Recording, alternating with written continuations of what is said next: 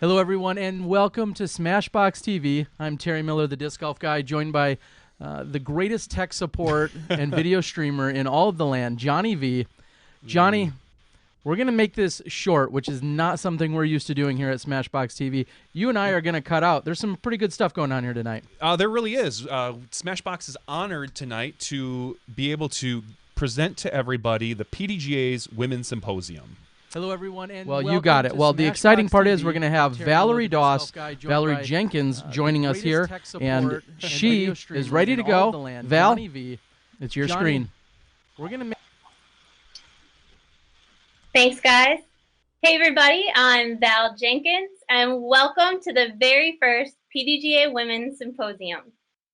In the theme of National Girls and Women in Sports Day, today we are celebrating the extraordinary achievements of women and girls in sports and expanding our opportunities, specifically in disc golf. Tonight's symposium will be truly historic, so thank you all for joining in. First off, I want to thank the guys over at Smashbox, Terry and Johnny V, of course, because they brought this show to you. They're tuning in live on their Facebook channel, or in the YouTube channel, sorry. And I think it's amazing that they're featuring women in the sport. So I want to thank them. I want to thank the Professional Disc Golf Association, and I want to thank the PDGA Women's Committee for making this all happen. Most importantly, I want to thank our 4 incredible speakers that we have tonight. They have volunteered their time and their energy preparing all this information for us. This eclectic group of women are joining us from Oregon, Wisconsin, Michigan, and Nevada. So I know there's people on the chat board out there, so let us know where you're tuning in from. So the symposium, this is how it's going to break down. First in our lineup of speakers, we'll hear from the always energetic Zoe Andyke. Zoe will be discussing her ideas on how to introduce more youth into disc golf and organically grow the sport through teaching. Following Zoe, we are incredibly proud to have 2 presenters from the PDGA Women's Committee, Jenny SanFilippo and Erin Oakley. Jenny will be giving us tips on how to run a women's league, and Erin will be focusing on running a women's tournament. These 2 will be giving us prime examples of how you'll be able to attract, encourage, and retain participants in both of those events. Now, attract, encourage, and retain. Those are some key words that you're going to hear throughout their speeches specifically, and that's because it's the mission statement of the PDGA Women's Committee. We center in on that theme, and that enables us to think about all aspects of growing women's disc golf across the globe. So finally, rounding out the symposium, we are honored to have the 2012 World Champion, Sarah Hokom. Tonight, Sarah will be giving us a history lesson on women in sports and how we can learn from them to make disc golf a more inclusive sport for women. So needless to say, there's going to be a lot of relevant and interesting information all throughout tonight's symposium. So we're really glad you guys are watching, and thank you for supporting women's disc golf. If you want, and you can help us out by sharing this link to the Facebook, your social media, your Twitter, your Instagram, and invite your friends to tune in too. Feel free to use our hashtag PDGA Women and hashtag NGWSD for National Girls and Women in Sports Day. So here's something fun we want you guys to pay attention to. We'll be having our presenters give their incredible speeches, but at the end of each speech, we'll be doing a trivia question and you'll be able to win some prizes. So listen closely to those speeches and get ready to type into the chat board as soon as they're finished, because you can win some of these great prize packages that each of these ladies has given up tonight. So now that you're on that chat board, we want to encourage all of you viewers to ask questions to these speakers. This is going to be a really important part because after each presentation, we're going to have a Q&A session, and I'll be collecting those questions that I see on the chat board that I think would be really interesting, and we can get more information on their topics. If I don't see your question in time or it didn't get a chance to answer them, these ladies will be available on the chat board, so you'll be able to ask them there, or I invite you to head over to the PDGA Women's Symposium event page we have on Facebook, and we can answer the questions for you. So now you're on the chat board, I want to put out a fair warning. We have a great tough group of moderators out there that are going to keep an eye on all the discussions going on, because I'm sure we're going to have some great ones out there. So please keep the chat discussions light. We want this to be the most positive night, and we want everything in support of women's disc golf. So work with us, and we hope you enjoy the show. So let's get to it. Johnny, can you pull Zoe to the screen? Hey, Zoe. Thanks for joining us. Hi there. The stage is yours, Zoe. Thank you so very much, Val. And thank you, everybody that is tuned in right now. And I'm just going to thank the listeners in the future that didn't have time to be here right now, because to be a part of tonight's symposium is just such a special event and a special thing for disc golfers, for women, for children, and for men that are interested in our sport or interested in supporting women in anything. Tonight's really a special event that's happening, and I just couldn't be more honored to share and to kick it off. So let me get right into it. I believe that with it being National Women's Sports Day and all of the things that you're going to hear about, I should jump right into how are we going to grow women in disc golf.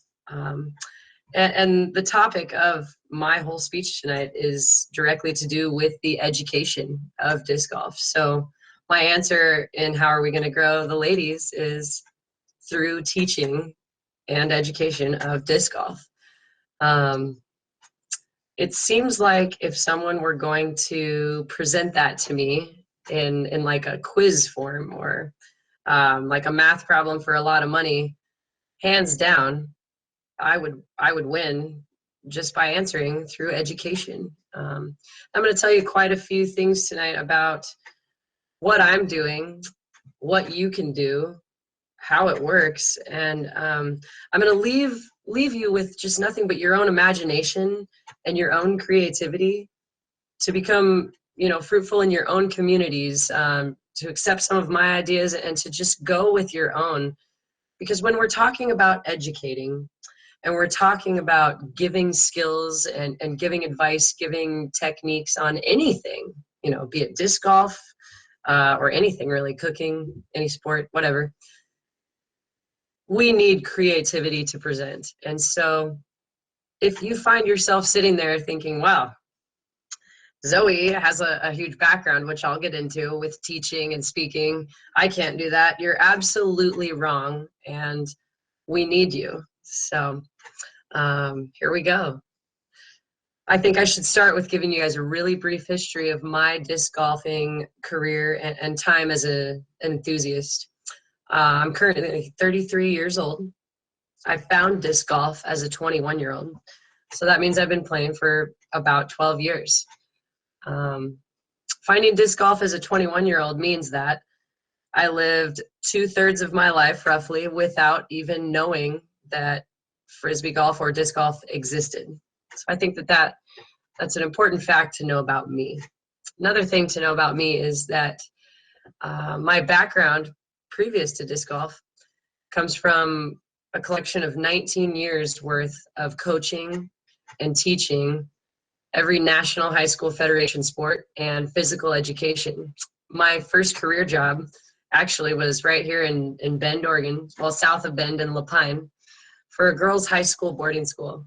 And I was a PE teacher and activities coordinator for at-risk teenage girls. During that time, I learned how to teach very well, under my own free curriculum.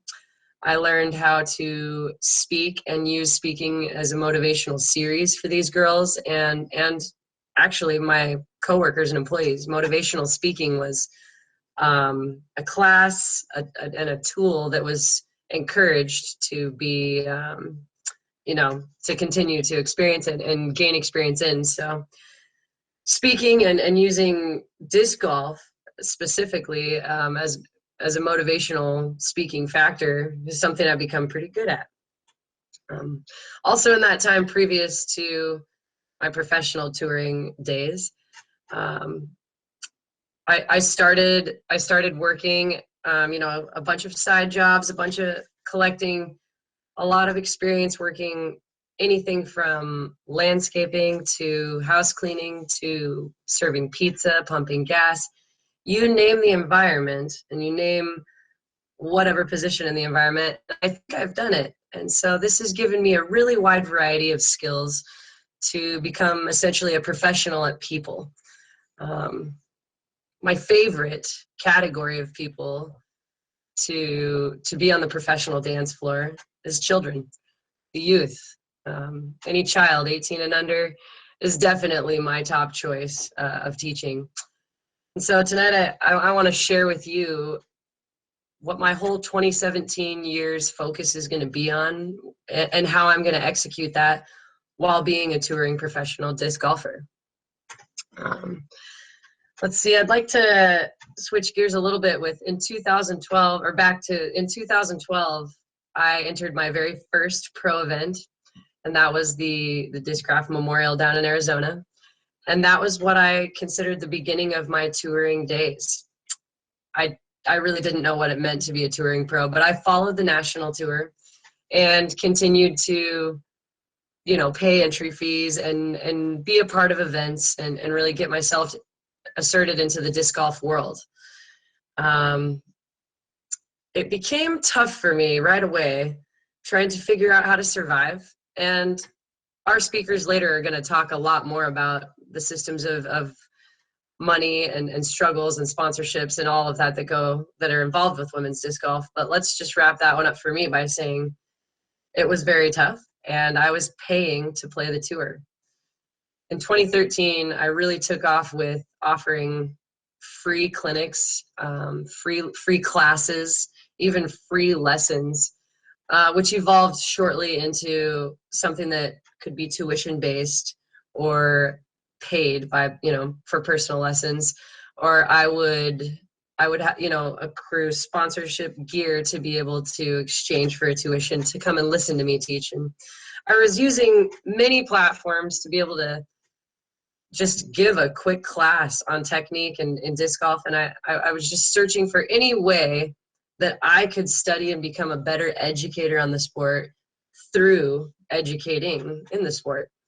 And after these last 4 years, well, now 5 years completed on the road, I definitely am to a point where I can take from my career past of being a physical education director and coordinator and teacher, a touring professional disc golfer, and all of the things in between to create a system that's going to absolutely explode the numbers and the growth in disc golf, with a specific point at women's growth in disc golf. Through the education of disc golf, the numbers, it's easy to understand why the numbers would explode. We haven't really seen disc golf in PE curriculums yet, whether it's private or public schools, whether you're looking at curriculum books written for states, regions, federally. There's just not a lot of information out there about any flying disc sports. Ultimate disc, which is like a brother or sister sport to disc golf, is also struggling one of the same problems of not being in PE curriculums, like football, volleyball, track, swimming, lacrosse. You name the common theme of the sport. Disc golf and flying disc sports are literally, they're just tough to find. They're not out there.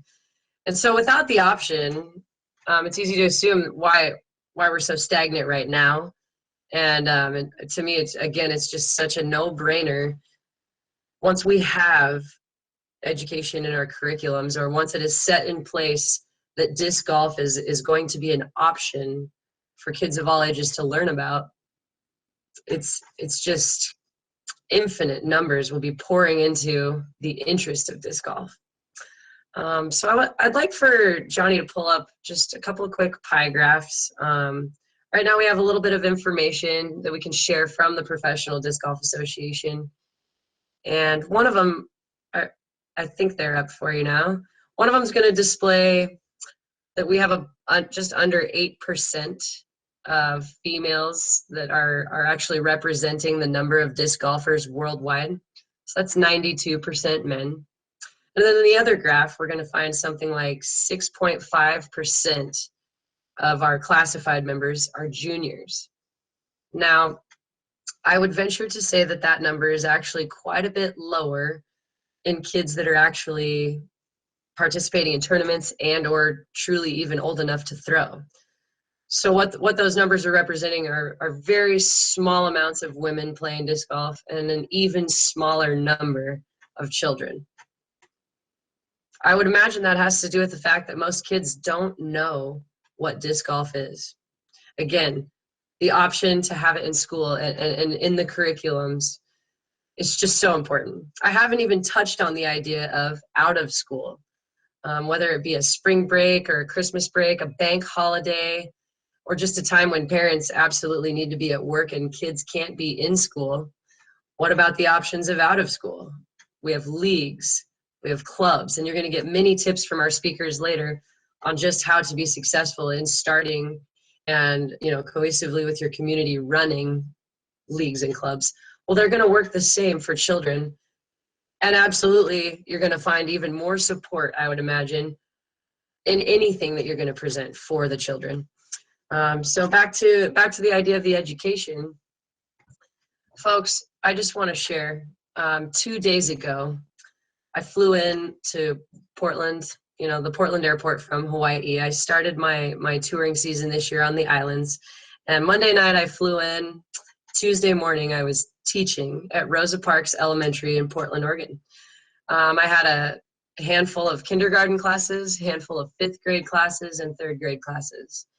And to sum up where I'm going with all of this, it was a great day for sure. And all of the kids loved the disc golf. But there was one little girl in an afternoon 3rd grade class that just absolutely was so scared and so nervous to be a part of what was going on. And it's because she just didn't know what was to be had. What were these frisbees? What were these targets named baskets? And I walked up to her and I said, "Honey, what's wrong?" And she said, "I don't know what to do. I don't know how to throw." And it took me back to the days where kickball and dodgeball, even soccer, football, things that I did in my PE classes growing up all the way from kindergarten to you know, through high school. It took me back to those times when I was nervous to perform the skill that was new to me. And the reason I share this story with you is because when we put disc golf into PE curriculums or clubs or other programs, when we make disc golf an option for our youth, we're giving another creative platform that's healthy, that is active, that is it's nothing but good for an option for children to be able to express themselves and keep the mind busy, stay out of trouble, be active, healthy, all the above, everything I've listed. When disc golf has become another option for PE curriculums, we literally will see so many girls and so many boys becoming so much more interested in this sport. I like to think of our another sister sport of ours or brother sport of ours, golf. There's a lot of golf out there. There's a lot of clubs and organizations, you know, thousands and thousands of just nationwide youth teams and youth clubs are under the PGA, Golf Association. And we have nothing like that for youth disc golf. As soon as disc golf is an option in PE curriculums, all of those things will quickly be needed. We'll have a demand for them. The kids are desiring it, and they'll be wanted. Not only, again, do the kids want to have another way to express themselves and they have this other option, but the parents are excited and grandparents, aunts, uncles, sisters, brothers, anything that you could be related to a child is going to be excited for this growth and going to be excited to add to, because disc golf is very low on the cost spectrum and very high on the health spectrum, from our brains to our body. from what you can do versus what you can't do with disc golf. It can be done in a gym when the weather is cold, when it's windy, when it's rainy. It can be done in a gym when it's nice outside, but I wouldn't recommend it. I would say get the kids outside, breathing the fresh air and soaking up the sunshine or the temperature or the climate wherever you are. Disc golf is virtually for every time of the year, every season. And I just can't think of any type of organization or school or teacher or director that would possibly say no to another option to give to kids.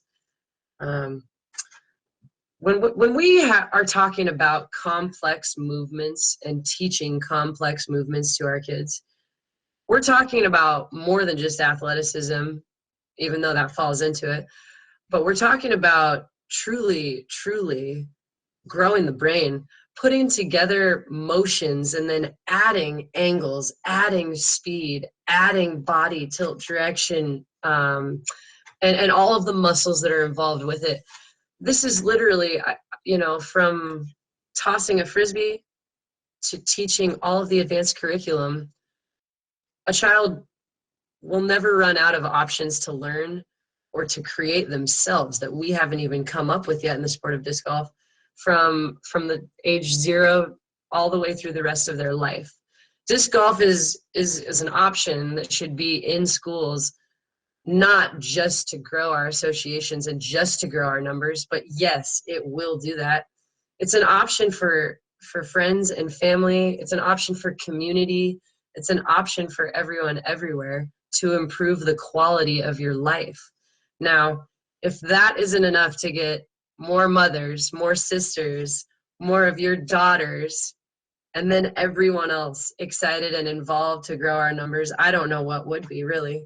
So again, the $1 million question being, how do we grow disc golf and how do we get our numbers bigger? I've got the infinite bajillion dollar answer: through education, through educating and getting it into our schools and into our educators' minds. Educators are coaches. Educators are family members, parents. Educators are the teachers. You are an educator.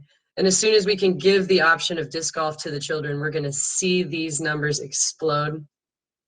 And everything that we have to hear from our speakers later, especially Sarah Hokom, she's going to give some really, really great information that has already happened, some facts throughout history that are exciting. And we can go ahead and put disc golf right inside of those facts and watch it happen in front of our very eyes with the curriculum, being in schools. And that's my answer. And out there, I'm sure that the question boards and your minds are just wondering, well, Zoe, you have a great idea, but how do you do that? And I'm going to tell you right now, if you feel it in your heart right now to go into the schools or to make sure somebody has the idea to get it into the education system wherever you are, I would start by calling up a principal. That means you got to pick a school, okay? Maybe it's private, maybe it's public. Maybe you are a parent that's homeschooling your children or somebody else's children, so you're the principal. Whoever it is,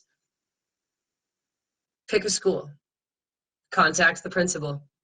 They might direct you to the athletic director or the PE teacher. Those people that I just named might reroute you to after-school club coaches, after-school sport coaches. And now I've already given you, I don't know, anywhere from 4 to infinity options of just a couple people that are your neighbors or the guy or gal down the street, just to get the idea of disc golf into their daily talk with a child or children. Now, when it comes to, okay, so I've gotten a hold of the principal and I've gotten a hold of the teacher, and you're nervous to teach disc golf if you're not ready to be the one. If you're ready, well, good, get going. What are you waiting for? Contact the local pro and we'll get you some gear if you don't have enough. There's plenty of us. There's plenty of disc companies. There's the Educational Disc Foundation. There's all kinds of stuff out there. So equipment is not the problem. You just have to contact somebody. Equipment's not the problem. Interested schools or interested viewers are not the problem. It is simply getting in there and signing the schools up and making the time happen. Now making the performance of the act of teaching actually happen. And if you're not ready to do it yourself, then I have at least a couple thousand people that if I haven't personally trained, I'm getting ready to, or I have myself. If you're across the world, I'll find somebody. With some of the things I'm doing through my Universal Disc Golf Play program is educating the educators, educating the touring professional disc golfers to go out into the schools and mimic the way to get the basics in there. And then when we're talking advanced curriculums and we're talking about universities and high schools, middle schools, primary schools ready to teach disc golf for a whole curriculum, the advanced curriculums have been written. The information is out there. It is constantly evolving, just as it should be. Just as volleyball, basketball, swimming, any sport you name is constantly evolving. So is disc golf. The curriculums exist. The information's there. The equipment is there. Now all you need is the school to be interested and the educators to be excited. And I've got about 1.5 million ways to help you do that. And so do many of us touring professionals. And so I think at this time I want to wrap up my talk with, even if you are not a teacher or not an educator or some sort of disc golf professional, you can certainly get that idea into the right minds, into the right hands. All we have to do is try. And as fast as we can get it into the schools or in front of the children as an option, oh man, the numbers are just going to explode, I'll tell you. So I'd like to just wrap up my talk again with saying thank you for listening to me. Please be following all year long through the PDGA Women's, through my own sites.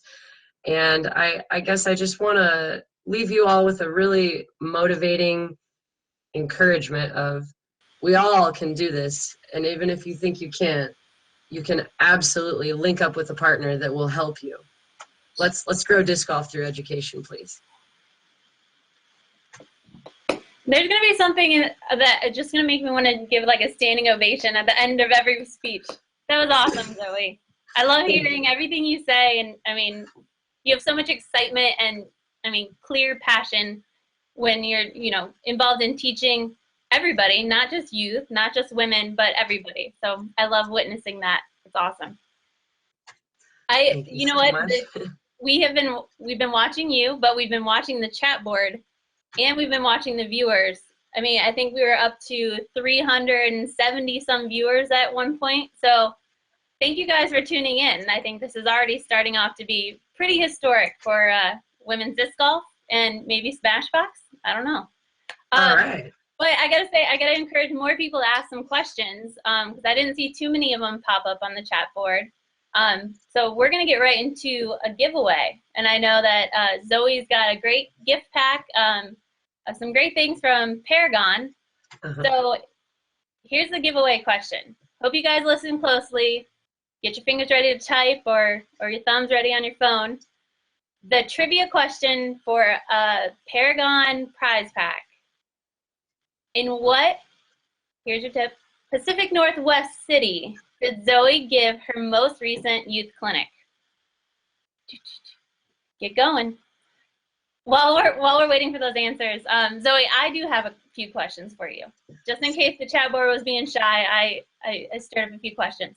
So okay. I want to know what weights and models or maybe types of discs do you prefer to use during these youth clinics? Oh, that's such a good question, Val. This is good for everyone because there's a real fine line where just spinning a Frisbee and having a Frisbee in your hand is the most important thing. And then having options of different Frisbees that do different things are important. And then, so I'd like to say in any basic or beginner intro to disc golf, I highly recommend that you have putters or very slow speed discs. So mid-ranges will work as well. I also highly recommend for kids that are under high school age level, possibly even under the mid-school age level, let's go with lighter Frisbees.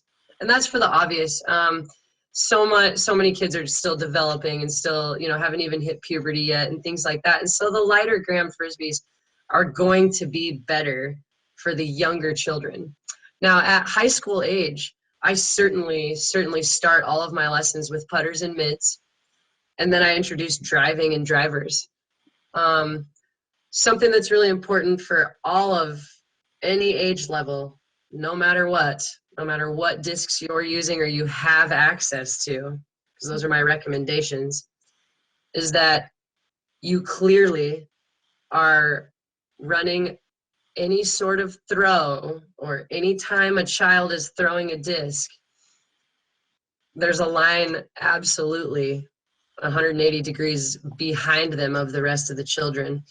And you yourself shouldn't even be anywhere within their periph. But if you are, I hope that you're on your toes and aware enough, because we never want to see disc golf take a hit, literally, somehow to somebody and be taken out of the option of the educational system. So safety, even though some of you don't think disc golf is a super high impact or anything like that type of sport, safety is never to be questioned.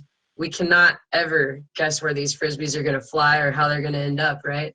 Sometimes they end up on places on the course we never would have guessed. So safety and making sure that all children are 180 degrees behind every other child. You can form lines and have them do those kinds of things, but light discs, slow discs, safety first. I absolutely agree. I know there was a situation that happened, but yeah, I mean, these people are learning. You need to put something that's safe in their hands that they can learn with and still develop the technique and skill. So that's a great answer. We do have one question that came up on the board.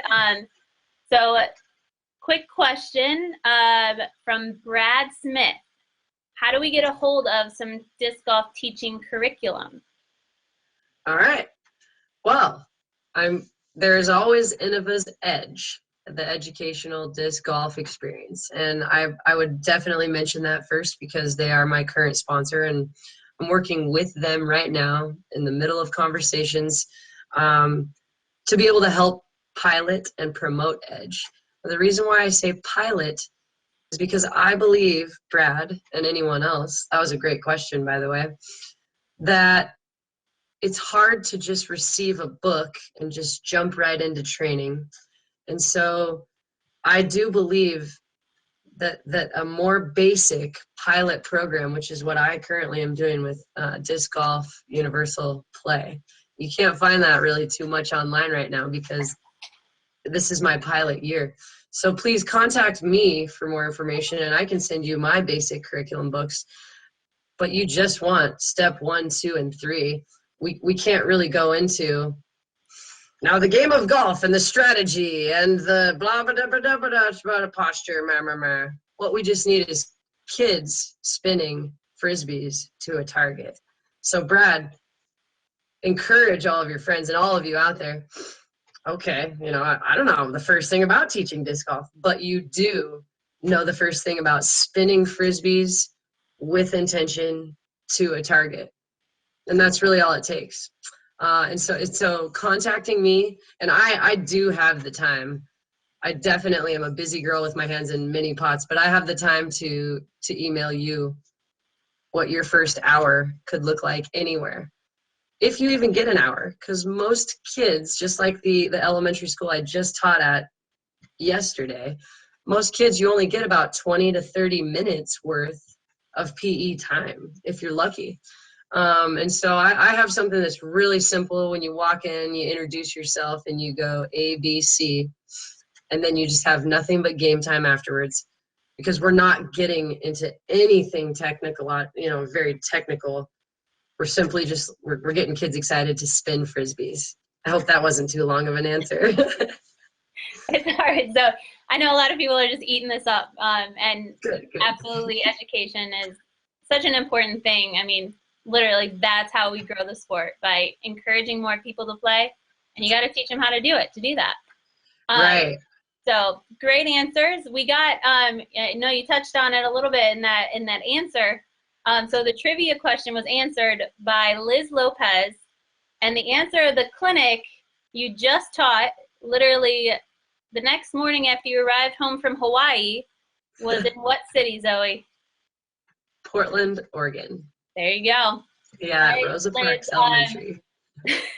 Liz will get send us an email. That's going to be the easiest way to do it at PDGA. We're going to go women@pdga.com. So, Liz, we know who you are, so we'll be contacting you too. Yes. Well, thank you, Zoe. That was an awesome presentation. We are so honored to have you. And thank you for sharing all that information. But we got lots more to get to. Okay. Can I leave with one quick thought? Yes, one of those things. Please. Folks, another reason that we've got to push the education, and we've got to push disc golf in there, is to change world history and to change world records, and to really see where our sport can go in the professional world. It literally starts with the recreational, the youth, and the beginning pilot programs. So I encourage you to really listen as strong as you can to how to build these leagues and how to build these clubs, and then especially what has happened in the past with these other sports. And you're going to hear about all that from the rest of these speakers, but know that through the education, we have that power to change history and the world records. And thanks again for listening. Absolutely, Zoe. And if you guys have more questions from Zoe, I know she'll be grabbing some dinner, but she'll tune in, she'll be watching, she'll be on the chat board. So if you have more questions for her, you can ask them there. And we are on to our next speaker. I'm really excited about this. Johnny, can you pull up Jenny to the screen? Jenny's going to give us some great information on women's leagues. There you go, Jenny. The stage is yours.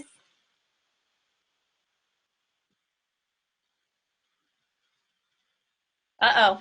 We're waiting on technical difficulties, Jenny. We got Johnny and Jenny Terry just needs to unmute her phone. Uh-oh, you gotta unmute yourself, Jenny. Sorry, a bit. Can you hear me now? You're good to go. Go for it. Sorry about that. I thought I pressed the right button, but apparently it wasn't, so.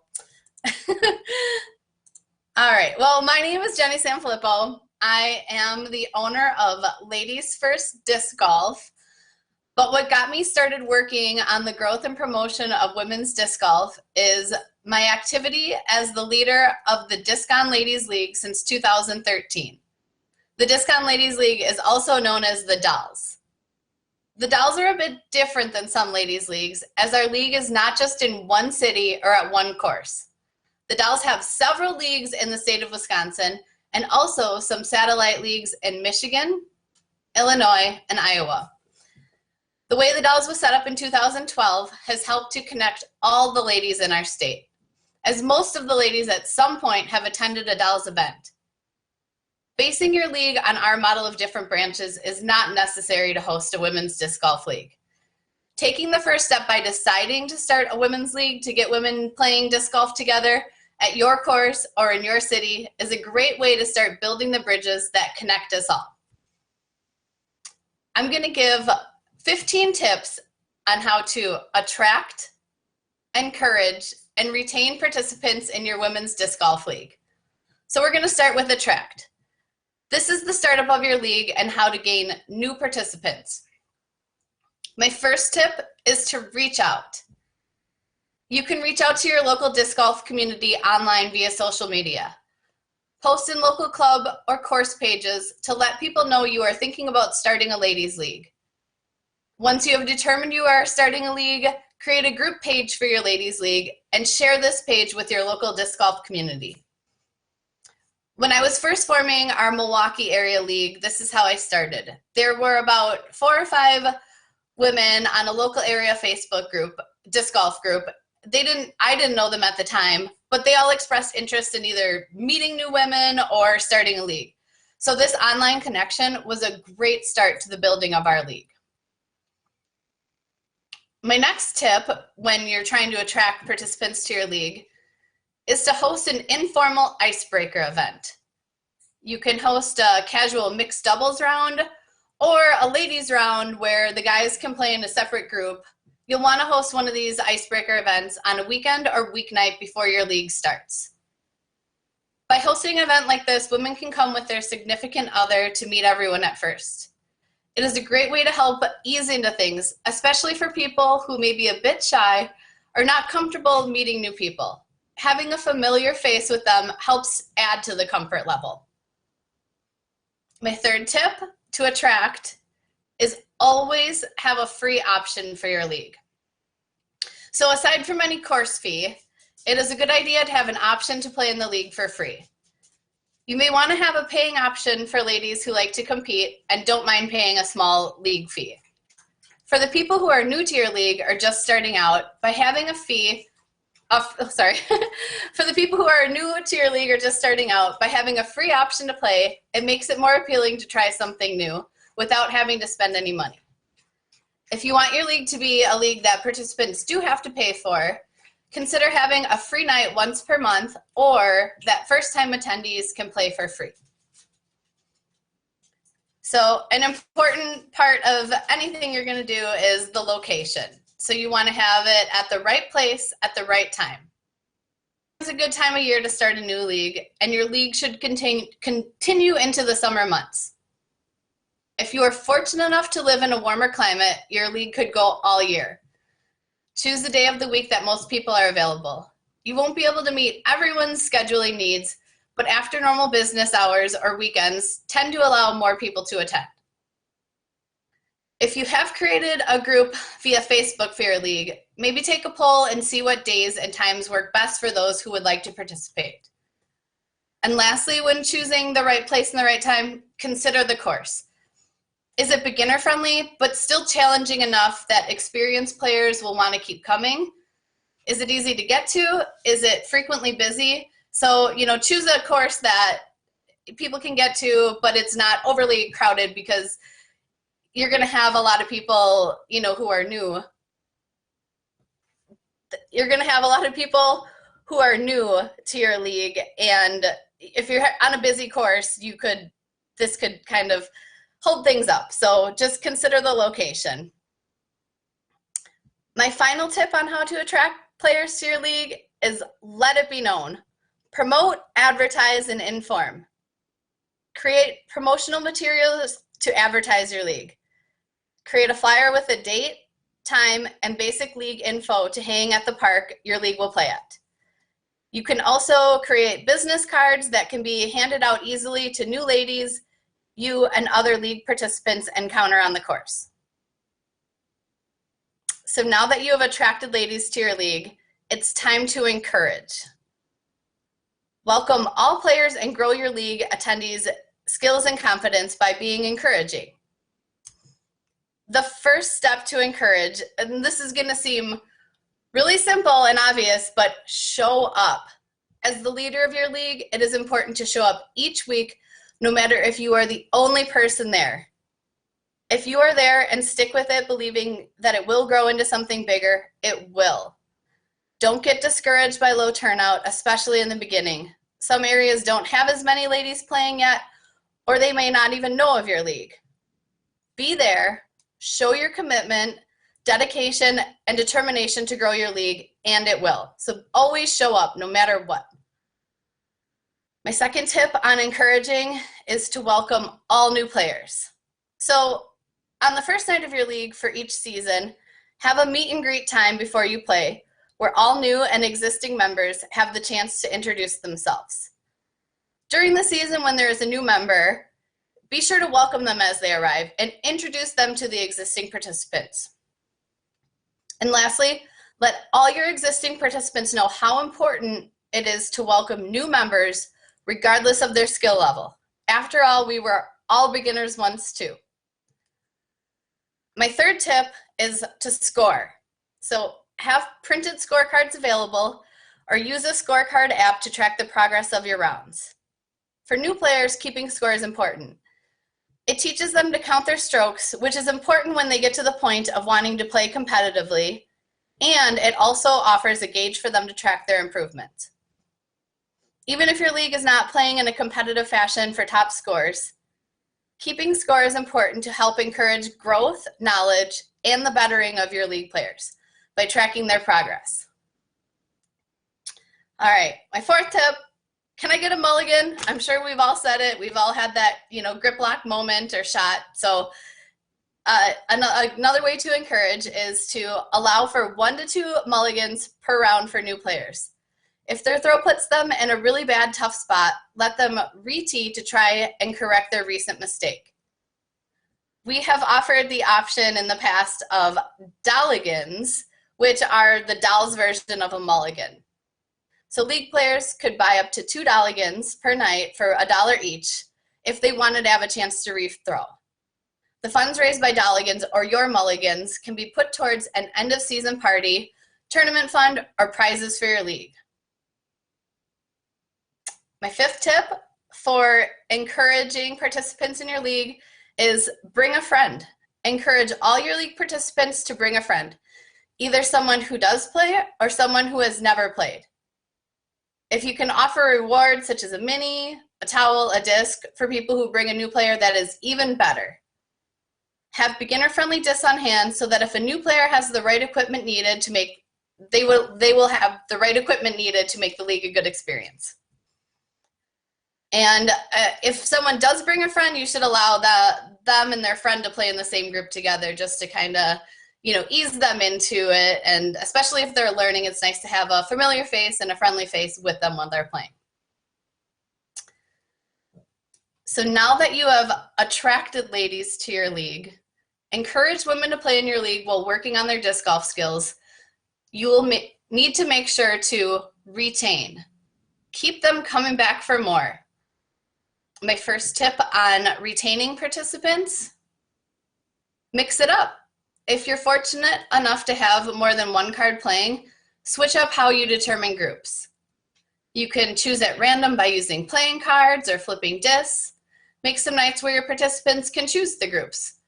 Mixing it up is a good way to keep things fresh and allows players to get to know other members of the league. Another tip on mixing it up is to vary your formats. So you can come up with a schedule of what formats you will use when. Some formats are, the obvious singles. You can do best shot doubles. A game we like to play is Wolf. You can do like a 2-disc night or 3-disc night, but just, keep it fresh as far as your groups and the formats that you're playing.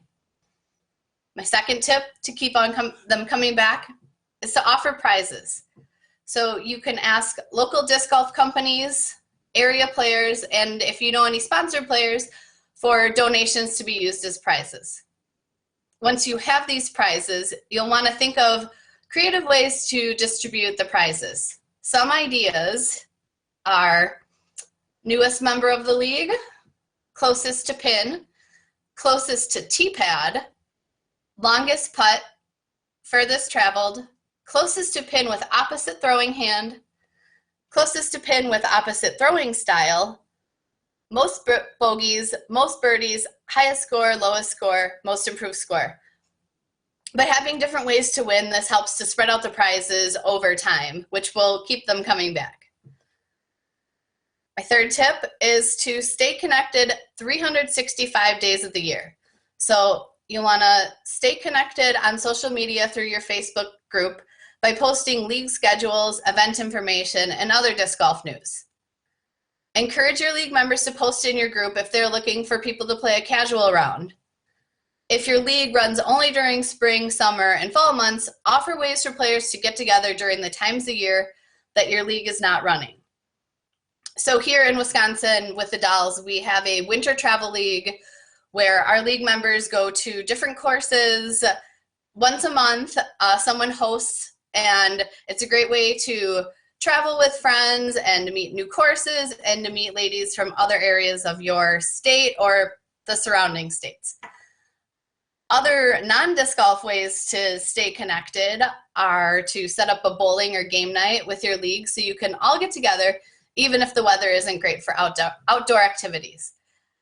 I know a lot of disc golf girls are super crafty, so you can host a craft night where you all get together and make something. It could be knit items, painted items, t-shirts, whatever, you know, crafts you come up with, and maybe that something can be sold to raise funds for your leagues throughout the upcoming season.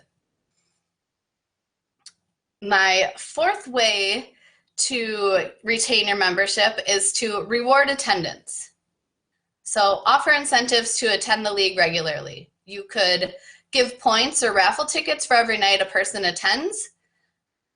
If you do the points-based attendance, you could have a prize for the person who has the highest attendance points. If you go with the raffle ticket-based system, they can get a raffle ticket for every night they attend. And at the end of the season, those tickets can be put into a drawing with other attendees for a prize. My last tip on retaining memberships is to celebrate your league. Host a beginning of season and end of season party for your league. Try to pick a weekend where there aren't a lot of other disc golf events going on so that everyone or more people can participate. So you can have a party in the beginning of the season to kick off your league. Offer a learning portion of the event where you have an experienced player offer advice on driving, putting, techniques, and any other useful information they have. At this party, you guys can eat together. You can have a potluck style lunch where everyone brings a dish to pass. You can then play around. A fun way to get people to know each other is to have a best shot doubles round where you pair new players with experienced players. It's similar to your beginning of the season party with a potluck meal and a casual round, but also you could do your attendance raffle at this time or have prizes. And another way to celebrate your league is to order some league merchandise. If you have a logo or name for your league, order some bag tags, towels, t-shirt, any sort of merchandise. League participants can show their excitement to be part of your league by purchasing and showing off their Lady League merchandise. So in closing, the sky's the limit when dreaming up your new or existing league. I've mentioned 15 tips that can be helpful if you are new to running a league or need a little inspiration. These tips are just a start. There is no limit to your success. Some additional resources are the Facebook group called Women's Disc Golf League Directors. So join that group if you're thinking about starting one, or if you do already run a league, it's a great way to connect with other people who have experience in running a league. DiscGolfForWomen.com has a list of ladies' leagues, so you can find one in your area, or you can ask to have your league listed on there. And you can always find resources on how to run a women's league on PDGA.com/women. So thank you for your time and listening to my tips. I'm excited to see more ladies' leagues pop up and the existing women disc golf leagues blossom and flourish. Great job, Jenny. So I know you mentioned it a few times, so I think your giveaway question might be easy. But I know you have part of your giveaway, I think it's related to the answer. So oh, nice, you've got it all wrapped up. All right, cool. Yeah, so that would give us a little, yeah, I gave Pacific Northwest for Zoe's trivia question. That was a little giveaway, I think. But here's the trivia question for Jenny. All right, everybody ready? What is the name of the women's league that Jenny hosts? We can take abbreviations or the full thing. And I know there was some kind of shenanigans called on the last trivia question we asked, but we got two people looking at it. We got, if you have the question, anybody, Nate Doss is watching the board. So, Jenny, that was awesome. We did get a couple of questions from the board, so we'll discuss those while we're waiting for this answer. So, from Steve H, he wants to know if you have any youth girls that are in your women's league currently, and do you do anything to try and encourage those youth to come out to your league? Currently, We haven't in Milwaukee had any just youth players. I know I've had a couple moms who have brought their daughters to play, but currently in Milwaukee, we don't have any youth players. I think the best way to get more of the young ladies playing would be to have an option for a weekend league for them, because we play on Thursdays at 6, and some people might be able to get there, but I'm not sure if all of them. So, but I do know at our women's tournaments, we have had some young ladies play. Nice. Yeah, I think it's a great thing, because if you can tie in children and bring them to the course and get them involved in a women's league, or get them involved in playing the tournament, I mean, that, you know, it's bringing all your priorities together, and that's how we can get more women and mothers out to the course. So totally encourage it too. We got a question from Mike B. He wants to know what your most successful format was that you've run for your women's league. So his examples are double singles, using A and B players for doubles. And do you see any benefits of the formats that you run to encourage more players to come out? Well, we do switch it up quite regularly. And the nice thing about singles, a lot of the girls, if there's an upcoming tournament coming up, they tend to want to play singles because they want to get in all the shots, as many shots as possible. And sometimes if you're playing best shot doubles, you're not putting as much, or, you know, you're just not as focused. So if there's like a big tournament coming up in the area, singles seems to be popular. My favorite is playing best shot doubles, because it's so much fun to play with someone who is, you know, maybe new or is better than me. Or, I mean, so I think it's kind of 50-50 between those two. Sometimes we always have fun if we play Wolf, which only happens when we have like an odd number of people. But the problem with that is it does create a larger group, so we don't do it too often, and we just kind of gauge if there's not a lot of people on the course and things like that. But I know at our kickoff party that we always have, or we have every other year in May, because on the years of the Women's Global event, that's kind of our kickoff. But the most fun that I have had is playing a best shot doubles where we paired new players with experienced players. It was just so fun, like watching the new player through the round just kind of like make putts and just improve their shot. So for that format, it's just that opportunity doesn't always present itself on our weeknight league. So, but that was probably the most fun, is when we paired best, you know, new and experienced players. Yeah, I agree. I think that's a great way to learn. So we had a lot of discussions on Wolf. I think the chat board talked it out, and yeah, it's a great game. I think, yeah, people are asking questions on the chat board, and then, I mean, there's so many people watching right now. I think we're hovering around 380 viewers right now, so plenty of people to answer those questions. So keep asking those questions. Barrett White taught me Wolf one day in a casual round. We had like 6 people who wanted to play, so we're like, well, we'll play Wolf. And I've played it a bunch of times now, and it's fun to play as a team, like at some point during the round. But whenever I say it, people are like, "What is that?" So, yeah, it's definitely a fun format. Absolutely. All right, so let's get to your answer for the trivia question. I think it'll tie into my final question for you. But so the answer to the trivia question. Here's a question. What is the name of the women's league that you host? And what the Dolls or Discon Ladies League. Absolutely. Yeah, I think I call it the Dolls more. I think most people call it the Dolls because it's shorter, but the actual full name is Discon Ladies League. And we took both answers, and the winner of that was Haley King. All right, Haley. Yeah. So it's nice to know these speakers ahead of time, so you know what the answers are going to be. So, well, I was like, awesome. I was kind of thinking, I was like, someone who knows of the Dolls in this area is probably going to answer it, but I got a bunch of goodies in here, so. Awesome. And you got, a few of your Dolls What we got in there? Yeah, let's take a look. We have some silicone bracelets that say dolls.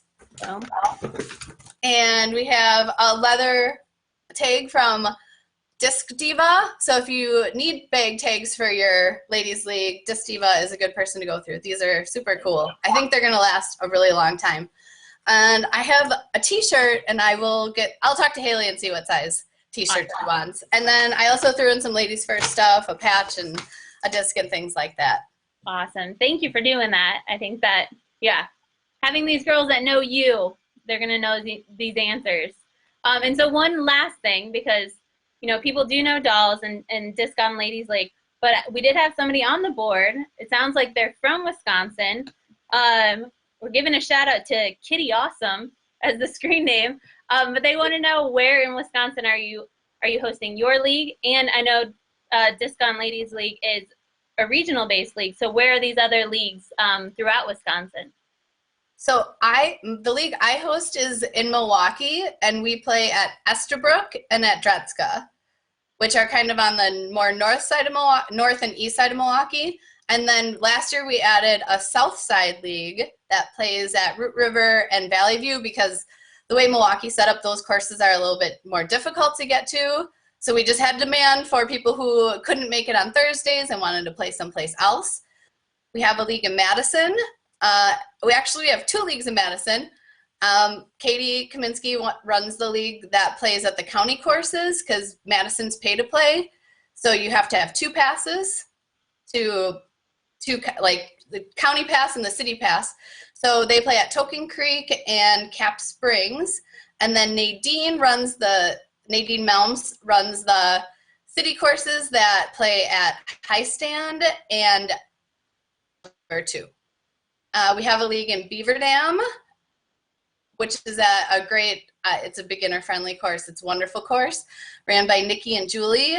We have a league in Wausau, ran by Lindsay Westberg, and Lauren Broxma runs the league in Sheboygan at Ballrath, which is, I believe, the oldest course in the state. I like it because it's short and technical, and that's kind of my game. And then we have leagues in Michigan, in Detroit, and now in the UP of Michigan, a league in Rockford, Illinois, and a league in the Quad Cities ran by Carrie Ricketts and Tracy Lopez. So, yeah, if you're not at a loss to find a women's league in that area. If you want to play in a women's league in Wisconsin, Illinois, parts of Iowa, and parts of Michigan, a Dolls League, I mean, the opportunity is there. So come visit us. We have a Facebook group and a Facebook page if anyone wants to check it out. Perfect. And we'll do. It seems that I have to update discgolferwomen.com, because I don't think I have nearly as many of those women's leagues in your area that you just named off. So I'm going to have some updating to do. So great work on getting all those leagues together. And, I mean, clearly you guys are doing a great thing to have so many leagues and to have all these women joining and playing at these courses. So congratulations, Jenny. Thank you for joining us tonight. You did an awesome job. And enjoy the rest of the night. Ask Jenny questions on the chat board when you see your name pop up on there. Thanks, Jenny. Bye. All right, so next person we have up, she's joining us from the East Coast. She's joining us in Michigan, and I know it's getting late over there, but thank you guys for tuning in still. We're going to have Erin Oakley join us from Lansing, and she's going to talk about women's tournaments. So they are different than your genuine co-ed or mixed tournaments, we might say. And so she's going to have some great information on how to run a tournament specific to women. So Johnny, will you bring Erin to the screen for us? Hey, Erin, glad you're awake. Yeah, I was yawning a few minutes ago, but I'm awake. So hey everyone, my name is Erin Oakley, and I've been playing disc golf for 17 years. For the past 13 years, I've been running a women-only disc golf league in Lansing, Michigan. I also run Michigan's premier women-only tournament, Disc Girls Gone Wild, for what will be 11 years this summer. ago, I decided to start up the Michigan Women's Series, which is a series of 5 to 7 women-only tournaments each year that are hosted by different clubs around the state. And this year, with the help and hard work from friends and others, I started the first ever Midwest Women's Disc Golf Tour sponsored by Innova Discs, which is going through the states of Michigan, Ohio, Indiana, and Wisconsin. How and why did I create all this? Well, it all started in 2001 when I attended my first ever United States Women's Disc Golf Championships in Rock Hill, South Carolina. This was a life-changing tournament for me as well as an eye-opener. It was just an incredible experience to be on the course with all women and playing with women from all over the world. I was already a disc golf addict, but it was becoming more clear that I had found my passion. I wanted to share with other women that incredible feeling I had when I was there. So after attending the U.S. Women's for 2 years in a row and being inspired by the Wallace family, along with playing a women's only tournament that we had here in Michigan, I realized we needed to get more women near me playing. After having my first child in 2003, I didn't play much for a couple of years. I was going stir crazy at home and I needed to get out of the house and play, so I decided to recreate a women's league that my sister and I had attempted once before. And in 2005, the Capital City Crushers Women's League was born. After a couple of years of witnessing the success and growth of our league, we decided to run our own women-only tournament. The first few years showed pretty low numbers in attendance, but with the determination and dedication to running the event, it soon became one of the premier women's tournaments in the U.S. What made our tournament so successful? Well, I think a lot of it was that it took a few years to get the word around. But once word of mouth started spreading, all it took was for a few people to bring a friend each year, and then that new friend would turn around and tell all her friends. So really, you just need to make it a memorable event for the girls talking and make them want to bring their friends. So how do you attract the women to your tournament? Well, I already mentioned friends. Encourage the ladies to invite their friends and it will create a fun road trip for them and it will increase your numbers. Offer unique player packs with women's specific items such as lightweight discs or women's cut shirts. Find ways to make it a more affordable trip by lowering the entry fees or finding inexpensive lodging. Announce any area attractions or family attractions to make it a family-friendly trip. And hang up flyers at all the area courses and use social media to advertise all of this. Most women need encouragement to sign up for a tournament. As women, we often feel like we have to be great at something before breaking loose and trying it competitively. But in the disc golf world, we are fortunate to have so many different levels of players, from juniors as young as 5 and 6 years old to legends who are above 70 years young. And there is a division for everyone from beginner to professional and even age protected. So I suggest that you offer all divisions at your women's tournament. Even if they don't fill with any competitors, you should still offer them so that when a woman looks to sign up, she knows the option is available. Tournament directors do have the option to limit fields to a minimum of 3 players, but if there is a woman playing her first tournament who hasn't played much disc golf before, and she's the only one signed up in the novice division, we should show our appreciation that she showed up and let her play in the novice division alone, unless she wants to play with the higher divisions for experience. Help any new female who has never competed to determine the division she should play in. So if you have a local girl who's been playing for many years but never played a tournament, she probably should not play in novice. If you know she's really good, throw her in the intermediate division for her first tournament, and that can help her determine later on where she should be. More ways to encourage women to come to your tournament could be to run a refer a friend raffle. Encourage tournament players to convince a friend to come compete for their first time. Then have 2 separate raffles, one for the first timers and one for the girl who brought a friend to their first tournament. Plan fun side games such as arena fire, putting contests, long drive, mini golf, CTPs, or skill shot contests. This will give everyone a chance to win something aside from their score. Make sure you have a fair course layout for all levels of players. If you are adding short tees, make sure they have a nice flat tee area and it doesn't change the integrity of the hole. Having nice, clean bathroom facilities at the course is an absolute necessity for women. How do you get them to come back? Well, guys, if you are interested in running a women-only tournament, get a local girl involved in the planning of it. Girls will know best what the female players might want. It will also give her a sense of responsibility, and she will feel like her opinions matter. Giving the tournament a girl's touch will make the players feel like the event was geared towards them, and now they feel welcomed and will want to come back. Love to socialize, so try to make time for a social part of the event, even if it's just having lunch together. Many girls attend tournaments to not only compete, but to hang out with friends and meet someone new. Provide a lunch at the park, whether it is a free lunch or if you charge a few dollars. The girls will enjoy sitting around with each other and having lunch and chatting.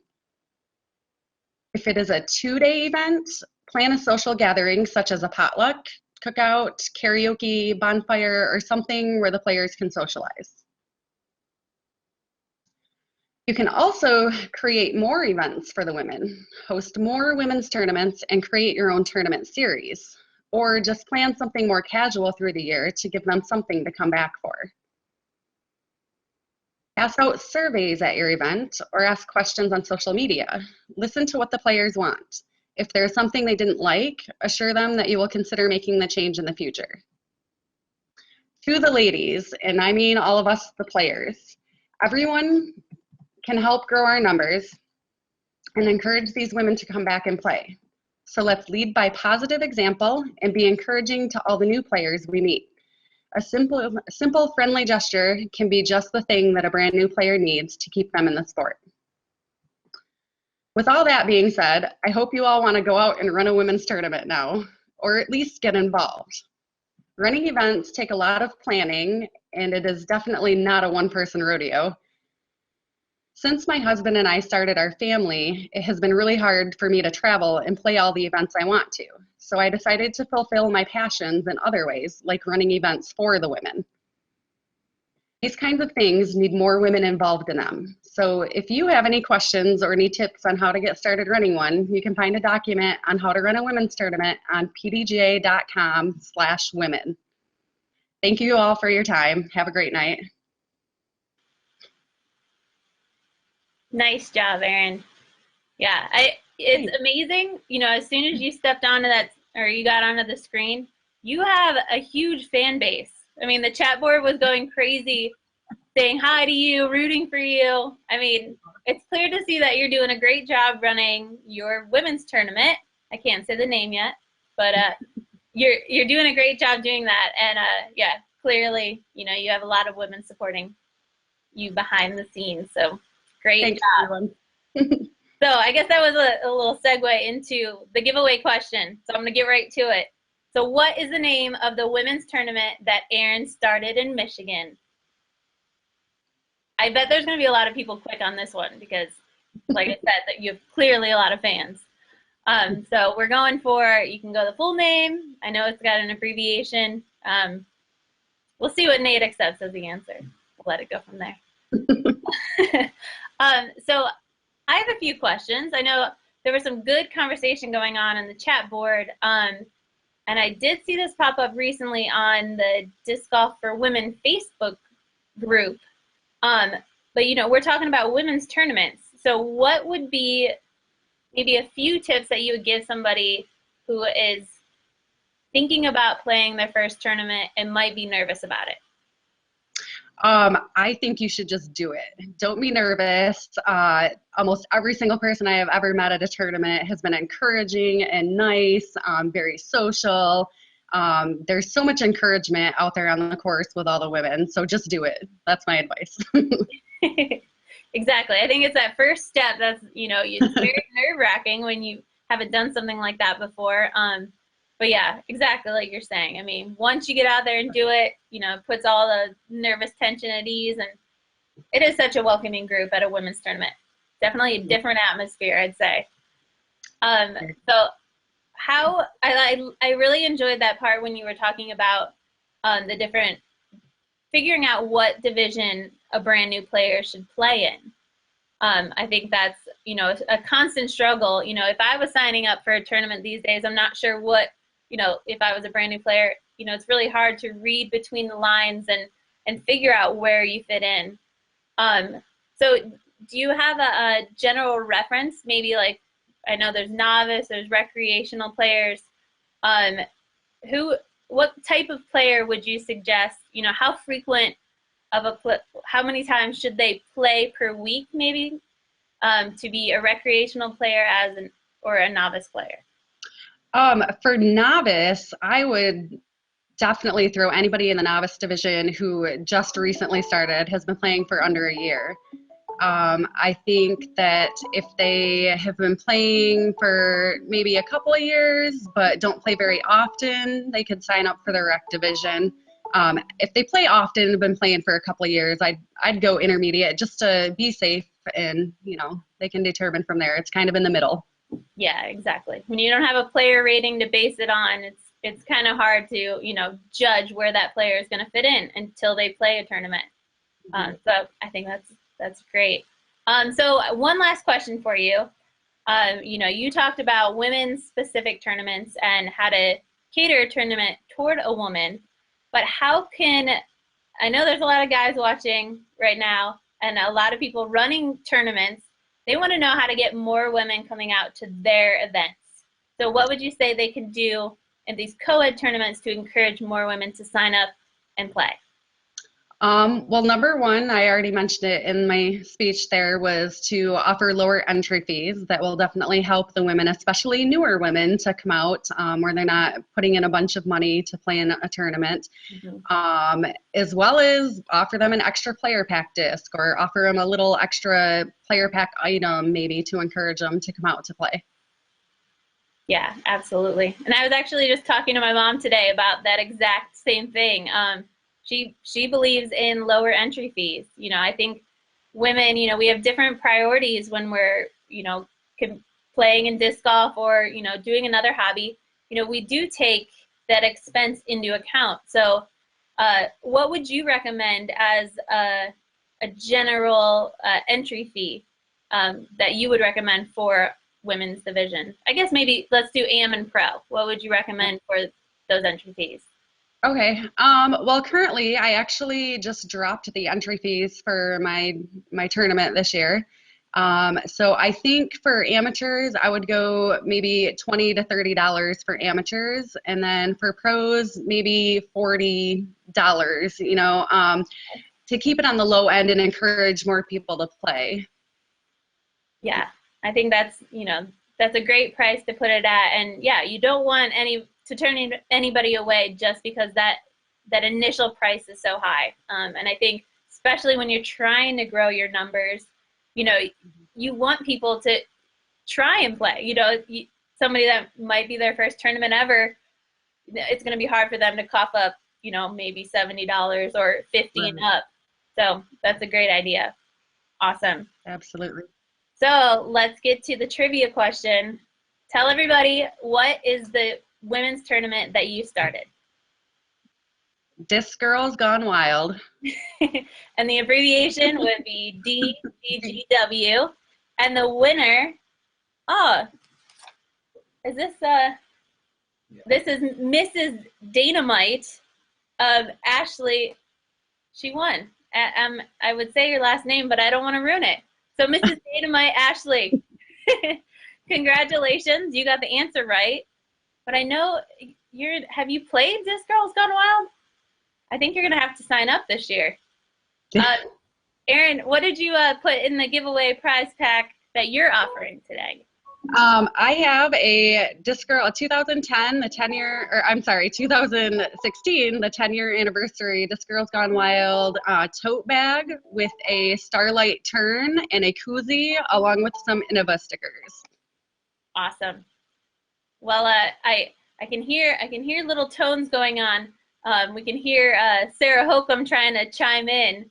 But thank you so much, Erin. It was great information you shared. And right below your it was there. Right below your screen, that is where we can get more information on women's tournaments, women's leagues. It is at pdga.com/women.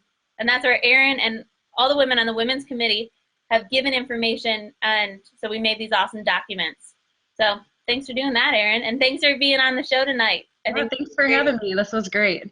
Yes. All right, now go tune in, go get on that chat board. I know people got more questions for you. Have a great night, Erin. All right, thanks. You too. All right, All Val. right, well, I hear. I don't think we have Sarah on the call just yet. So we're. Do you hear me, Val? Her... I hear Sarah chiming in. I think you're going to have to answer the call for this. Okay. This is my. Let's see if we can do this. I'm going to need my tech guy, Nate Doss, to come on in and help out here. We're gonna we're gonna get Sarah, because I know you guys, you know, it's been a long show tonight, but I know that you're gonna want to tune in for Sarah's presentation.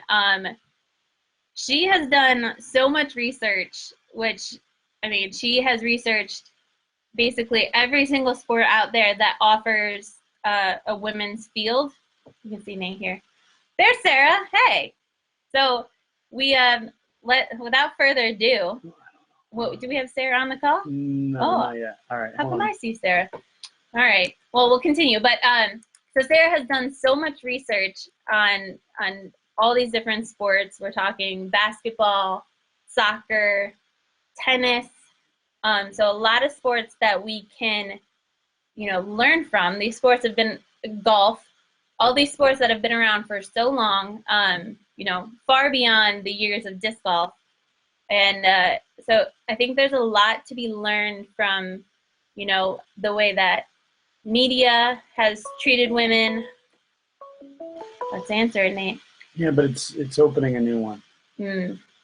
How media has treated women, you know, their payouts that they've gotten. So, you know, relating to those specific things, we can really, you know, encourage disc golf to, you know, change its whole, you know, future by learning from all these different sports. So we are using a new platform tonight, which we tested out last week. Normally Smashbox uses Skype, but we are doing a new technology using Google Hangouts. And, you know, this is actually something we use during the PDGA Women's Committee when we do our teleconferences. And it's pretty awesome because you can get about 10 people on the call. So we've been testing it out this week. So yeah, we're still testing. We're getting Sarah on the call. Hey there, everyone. Val, this is Terry over at Smashbox. We've reached out to Sarah, and we're going to see if we can come around on the other end with Facebook and get her all linked up and ready to go. So if Sarah sees it or can hear it, we've sent her a link, and hopefully we can get her dialed in and ready for you guys to go. Just working on it with Sarah here. Awesome.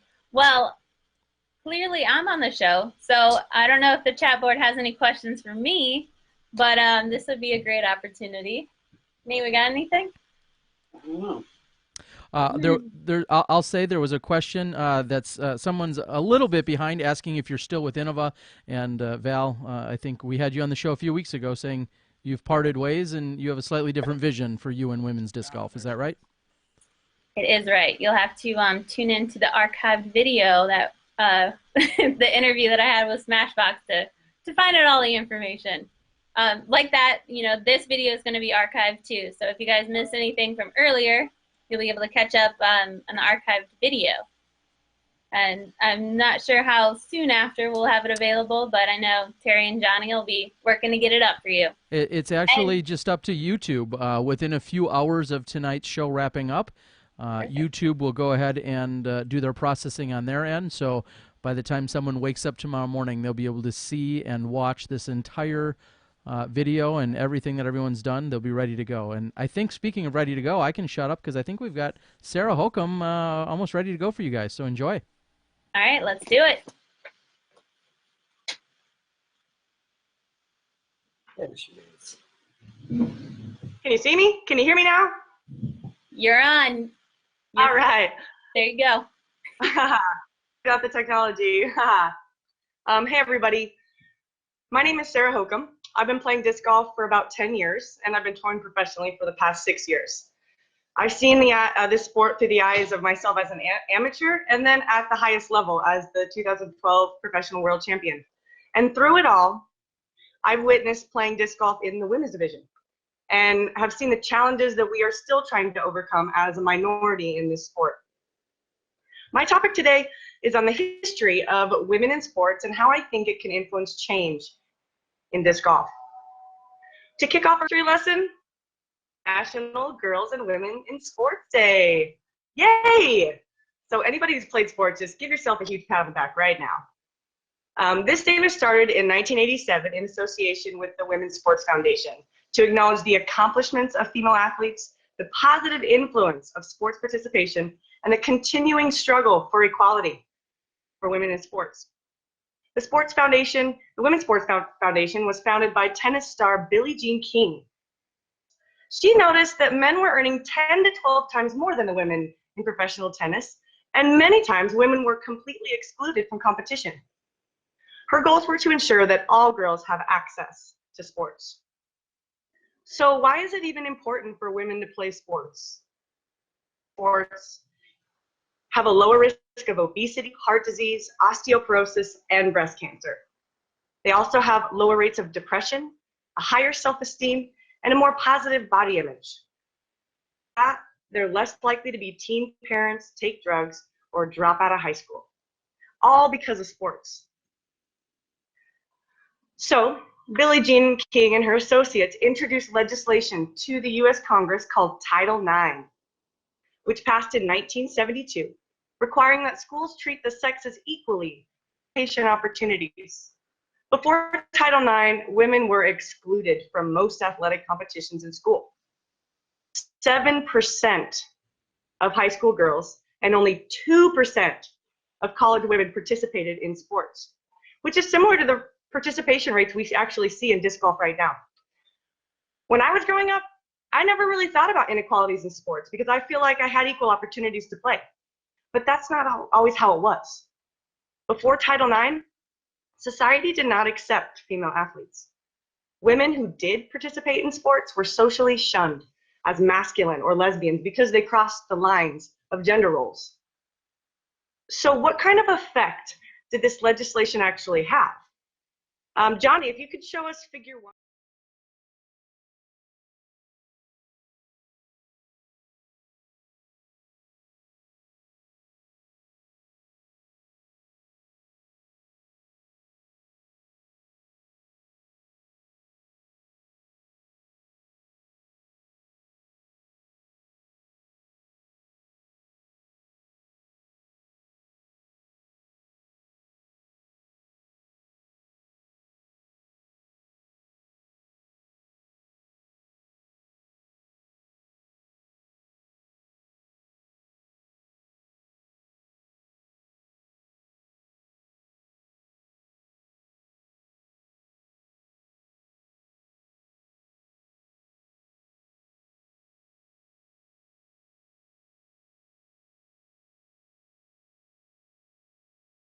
Women's divisions tend to have low registration caps, preventing access to qualifying competitors, especially at major events.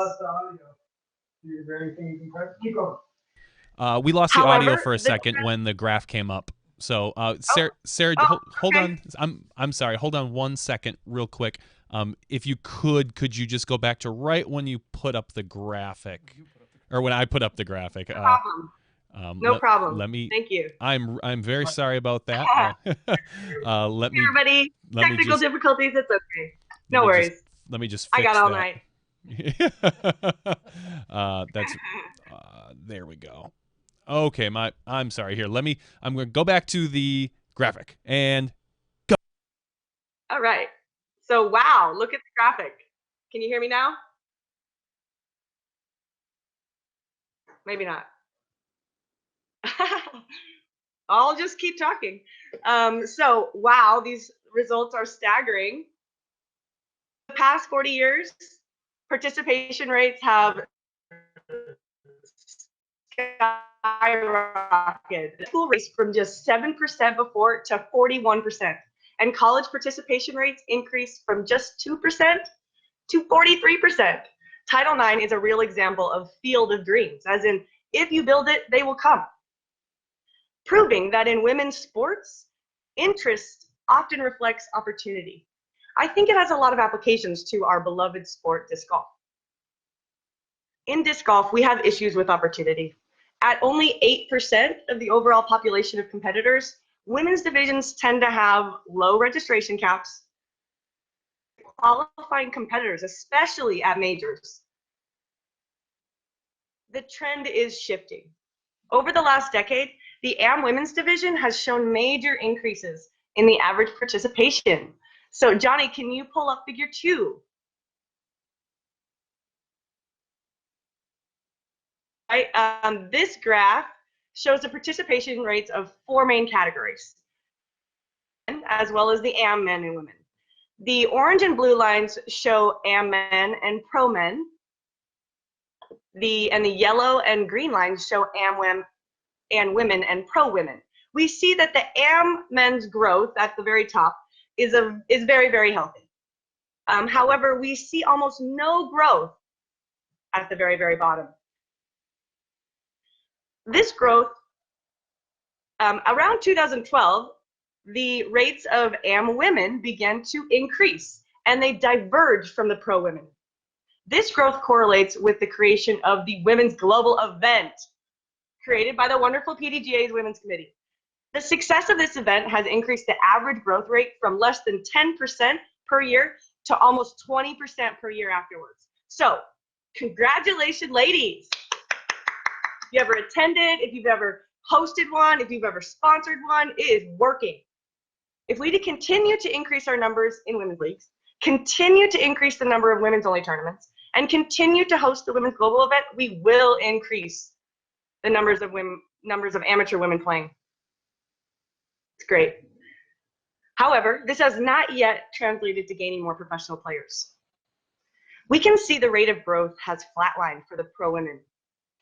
In fact, during the first year of the Women's Global Event, there was a growth of less than 1% for pro women, with the addition of just one single pro player for the entire year worldwide. The rates of growth in pro women ranks have only increased by 2% since the inception of the Women's Global Event. Common factors affecting participation, particularly at the pro level. In this talk, I will discuss 3 factors in disc golf that need immediate consideration. Women in disc golf: access, funding, and media. Among these, I'll also discuss some long-term goals that I think can take women's participation and opportunity in disc golf to the next level. Immediate changes. We need to increase access, just like Title IX did. Issues with access are prevalent at both the AM and pro levels. Title IX has shown us that interest often reflects opportunity. So relating that to disc golf, women must be given an increased number of registration spots at mixed events. TDs typically put caps on divisions based on historical information regarding participant numbers. So if 10 women played an event, the TD would use that number and offer a similar amount of spots the following year. However, in order to promote and allow for the growth, TDs need to start increasing the number of registration spots available by a minimum of 25 to 30% in order to accommodate the growth happening in the women's side of the sport, as well as to account for the increase in that rate. In addition, when an event receives increased prestige due to the inclusion as a national tour, pro tour, or a major, 35 to 50% more spots should be allocated to ensure that any qualified woman that wants to play won't be turned away because of a registration cap. With so few women competing and such disparity in our participation rates, every single additional female competitor makes a big difference. All right, the second immediate consideration, besides access, is funding. In schools, in regular society right now, schools still receive, men's sports receive 2.5 times the funding as women's sports, even with Title IX in place.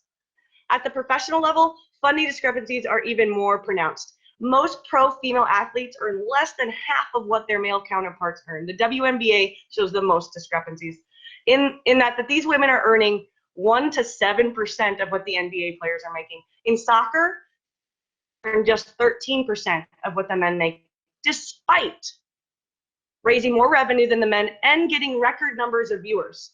The only sport whose wage gap mirrors that of societies is tennis, where the women make an average of 80% of what the men make. Now, this change started after Billie Jean King, our fearless leader, threatened to boycott. This is great. She threatened to boycott the US Open in 1973. This bold statement led to the US Open becoming the first tennis major to offer equal prize money for men and women. Now, 34 years later, all Grand Slams have now offered equal prize money to men and women. So, how does disc golf measure up for its top female athletes? Johnny, if you could put up figure 3, please. In this chart, we're going to compare the prize money earnings of the top 15 men and women in the US over the last 10 years. The blue line at the bottom shows the average prize money earnings per week for the women, and the orange line shows the average prize money per week for the men. We see that the women are making around 40% of what the men make at the most elite level. The semi-straight yellow line present in the center of the graph represents the average cost to tour per week, which I calculated at $470. A professional disc golfer, to earn more than they spend each week, they have to earn a wage above this line. We see that the top 15 men are averaging above the cost to tour each year, while the top 15 women are averaging below the cost to tour. 16, just as an example, the top 4 women earned above the minimum roughly 3/4 of the time. That sounds good. However, no other women outside of the top 4 earned the minimum more than 1/4 of the time. Some high-profile female players that you all know and love earned under the minimum nearly every single tournament they played. The prize money available is only enough to support 4 women. This is cutthroat. This top-heavy earnings environment creates extremely high turnover in the pro women's division and discourages players from moving up. So how does this pay structure happen? Well, payouts are generally structured to be distributed relative to the participation in each division. So divisions with large numbers of competitors receive the largest portion of the added cash, in addition to portions of the registration fees for each competitor. Pro women are currently just 1.5% of the total DG population and less than 7% of all pros. The PDGA payout distribution model, constrained by these participation rates, has crippled growth in the pro women's division. In order to offset the results of this unequal distribution, it's recommended that a multifaceted approach be taken. First, sponsors need to increase their overall support of their female players. In ball golf, or golf, like I like to call it, sponsors account for most of the LPGA purse. So if you own a disc golf company and you sponsor players, sponsor women too, and at the same level as the men. In disc golf, it costs women the same amount to tour and compete. Women are offered much less in endorsements, and the bonus structures can be as little as half of the men's. Secondly, additional fundraising measures should be explored to increase the prize pool in a way that specifically increases the number of players that can tour professionally. Examples of additional fundraising measures would be offering paid clinic opportunities to pro women, discs for the women's purse, and offering paid entry fees and/or travel funds to pro women. And I'm not just talking about the top players. As I've said, the top 4 are making above the minimum. However, I'm talking about the middle and the bottom of the field. Third, alternative payout distributions should be explored to begin to offset the pay disparity. An example would be allowing sponsors to specifically earmark their funds to certain divisions, like the women's division. A second example would be create a payout curve that is less top-heavy to distribute more prize money to finishers outside the top 3. Another example would be offering more equitable amounts of sponsor-added cash to the pro women's division. We must take measures to effectively offset women if we are committed to increasing the numbers of them. This will increase the number of pro women touring, opportunities for all women in disc golf, pro and am alike. So we've talked about access, we've talked about funding, and the final piece of the pie, the puzzle piece that needs to be in there, is the media coverage. Media has the amazing ability to create or prevent. Excluding women from makes likely that young girls will have role models who are female athletes. They'll choose other career women. Currently, the number of women playing sports does not correspond to the amount of media coverage they get at any level. In video productions, one study showed that women's sports are covered less than 8% of the time, and in print media, between 3 and 5%, with women's stories being 25% shorter. Yet women are 37 to 47% of the total viewership of all major sports, and they make 55% of sports footwear purchases. Women like to watch sports. They spend money on sports equipment available for advertisers to capitalize on if they utilize it effectively. Disc golf video production favors men at a rate of 5 to 1. Numbers of views can be an indicator of popularity, and is often cited for the reason why pro women get less coverage. Watching the women, they say. But in reality, there's more to the story than just overall views. In disc golf, as in many other sports, production of women's rounds are often of lower quality, with less staff, less statistics, less cameras, less commentary, and less personal storylines. You don't even know most of the disc golfing women because we haven't been covered for all these years. Women have proven many times over, and when given quality coverage, that they can produce higher ratings. In professional sports, in 2005, we saw Danica Patrick leap in the Nielsen ratings, and the majority of the public agreed that more female racers would increase interest in the sport. That could be us. In 1973, again, I got to come back to Billie Jean King. I love this woman. The famous Battle of the Sexes. She battled former champion Bobby Riggs in front of 30,000 people and beat him in straight sets. This tennis crowd up ever to that point, disproving naysayers that said people wouldn't pay to watch a girl play. That was in the 70s. But even now, 2002, the women's tennis finals at Wimbledon between the Williams sisters had much higher viewership than the men's finals. In just most recently, in 2015, the Women's World Cup final had over 30 million viewers. Huge soccer game in US history for men or women. Yet, media only broadcasted 3 women's soccer games the next year, and compared to 34 of the men's games. Media is a barometer for social acceptance and teaches us who to look up to. Women should be given equal time in the media to ensure that future players know that this sport is equally accessible and rewarding to both men and women, regardless of what current participation rates really are. In the words of Billie Jean King, if you can see it, you can be it.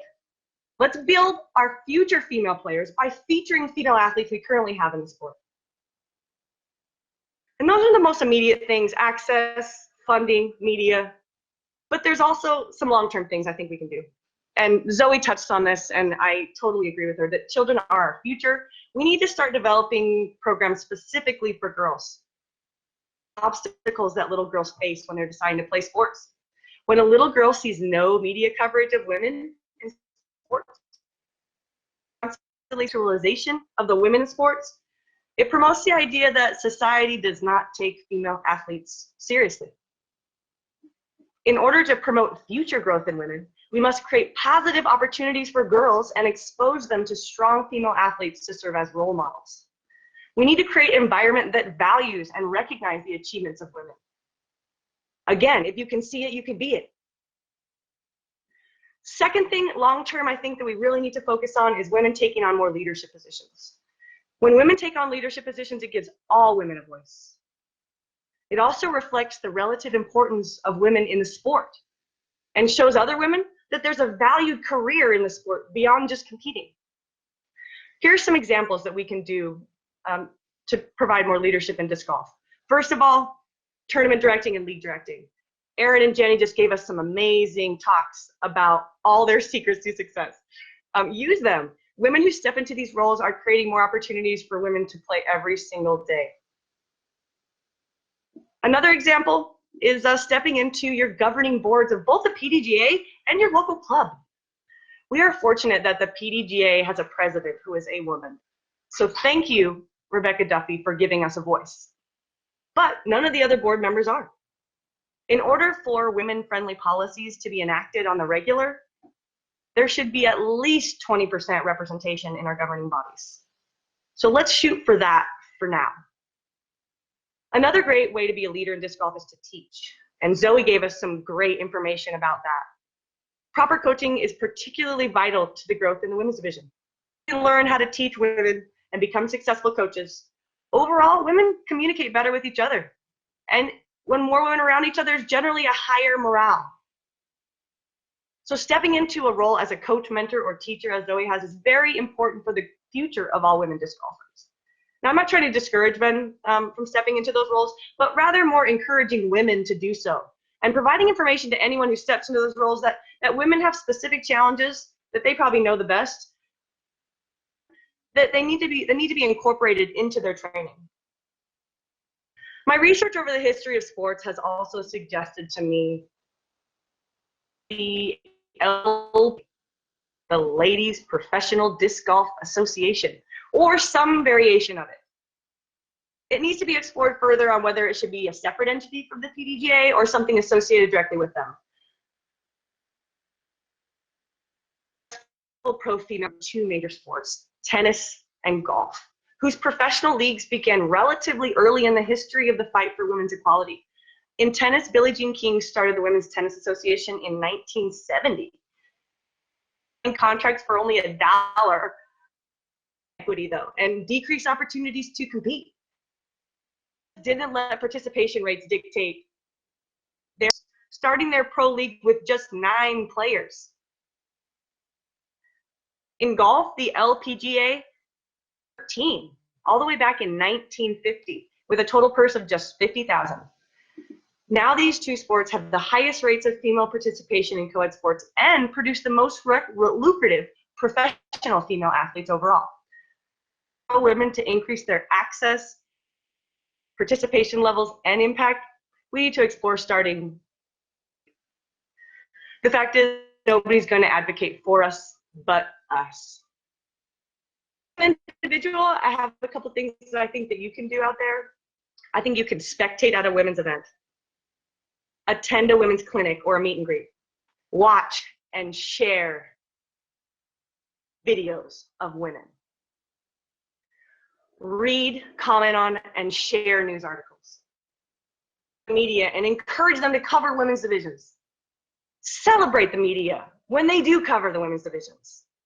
Become a TD for a women's event or run a women's league. Volunteer at a women's tournament. Board of your local club or the PDGA board. Support companies that support women. Buy discs and gear with women's names on them or directly from them. There's so many things that we can all do to make this better, and the first thing that we can all do is tuning into this historic symposium is exactly the first step. So thank you guys all, and keeping an open mind. Change can be really hard, especially when it favors a minority like women. I'd like to thank all of the majority members out there, the men, for tuning in. This is necessary and appreciated. Thank you for being a part of the solution. I'd also like to recognize a few individuals that really helped with my research. William Richardson, Ann Lundberg, the PDGA Women's Committee, especially Val, Sarah, as well as Rebecca Duffy and Vic Allen from the PDGA. Back to you, Val.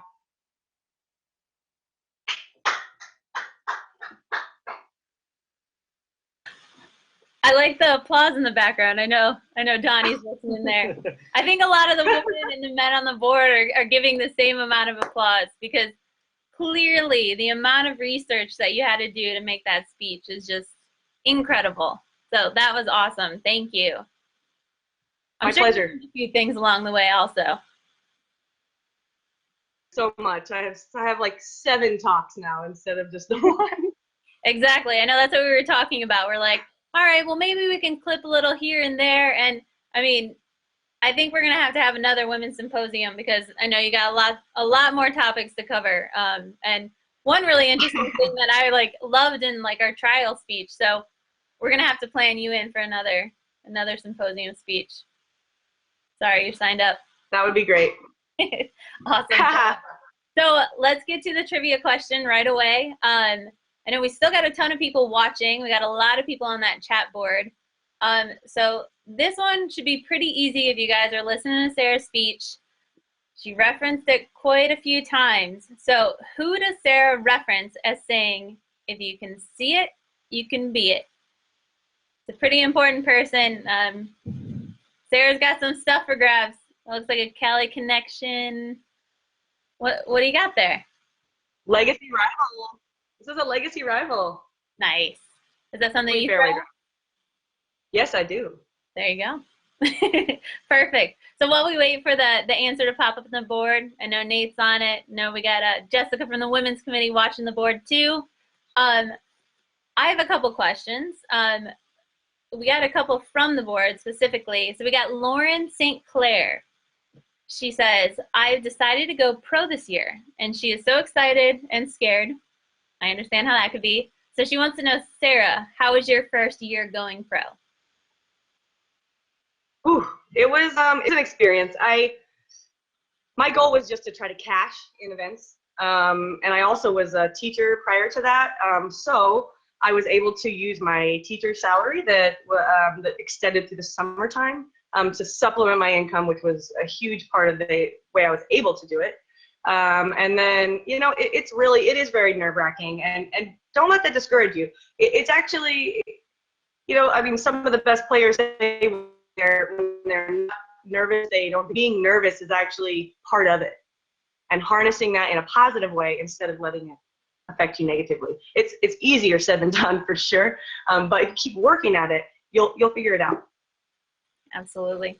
I agree with that. And yeah, I mean, it's that first step you got to take. And like you said, it's a hard road for us professional women out there playing. You know, we're not making a ton. You know, it makes it even harder for us to stay on the road.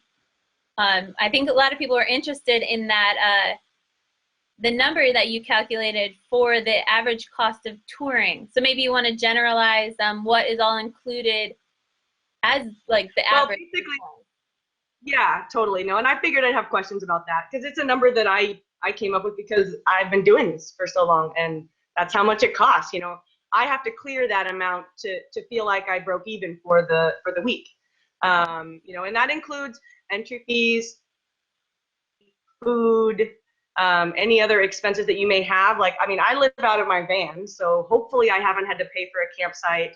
Hopefully I haven't had to get an oil change. Hopefully everything's running correctly. You know, other people have to get hotel rooms all the time, or split hotel rooms, or camp. And campsites, you know, they're $20 to $40 a night sometimes. So, you know, there's that included in there. And I even go with like the minimum on the food, you know, maybe just like $100 a week. You know, that's not very much. If you go out to eat like twice, there it goes. You know, so you have to cook your own meals, and hopefully you can find couches to sleep on and split gas money. So, you know, I mean, I figure for, you know, at the very minimum for about, you know, 8 months of the main season, it's about $15,000. And so when I divide that up per week, that's what it comes to. Yeah, absolutely. And I mean, you throw a flight in there, if you have to fly to get to a tournament across the country, you know, that $470. And that's just domestic, yeah. Absolutely. Yeah, no, and if you're one of the players that likes to go out to eat and spends money on lodging, and the car, international trips are like $5,000 or $6,000 a piece. You know, yeah. So I mean, we live on a shoestring budget, you know, and so every little bit matters, and you know, that's what we're just trying to illuminate here a little bit. Yeah, absolutely. And I want to touch on, because you helped us write an article in the last Disc Golfer magazine, which actually, you know, brings all these questions into this article. It's not on pdga.com/women, but maybe it is in an archived Disc Golfer magazine. But we did talk to several touring pro women to ask what it's like to be a pro woman out there. You know, how do you make it on the road if you're not earning above that average cost of living? You know, how do you make it, traveling? Do you go to campgrounds? Do you stay with friends? So there's a lot of great information in that. So yeah, look back in your previous Disc Golfer magazine and check out the article, because Sarah's in there. She was able to give us some tips, and I got some information. Yeah, it was a great article. So yeah, we also have a question from an upcoming pro woman. So this is from Haley King. She wants to know what your thoughts are for her maybe what tips would you give somebody that's wanting to become a pro? So she is still in high school. She wants to graduate high school and become a pro woman. What kind of tips would you give somebody that's looking to be a professional disc golfer like yourself?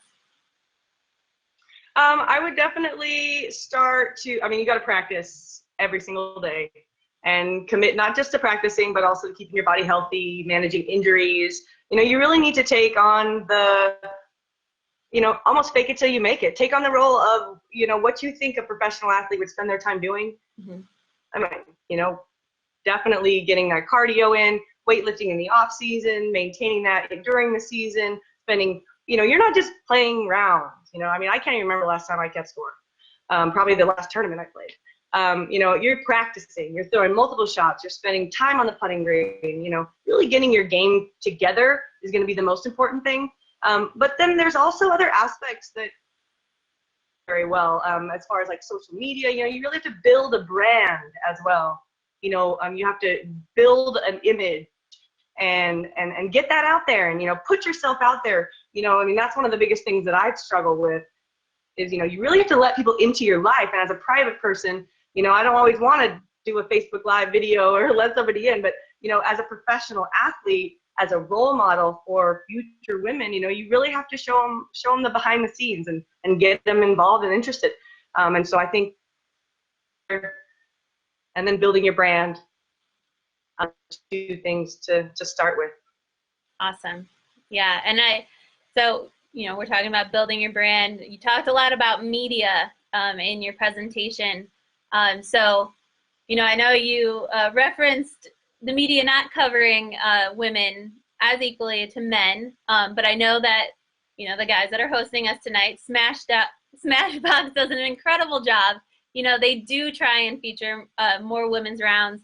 They go out, Terry's out there flying to Phoenix Ladies Open, covering that women's specific event.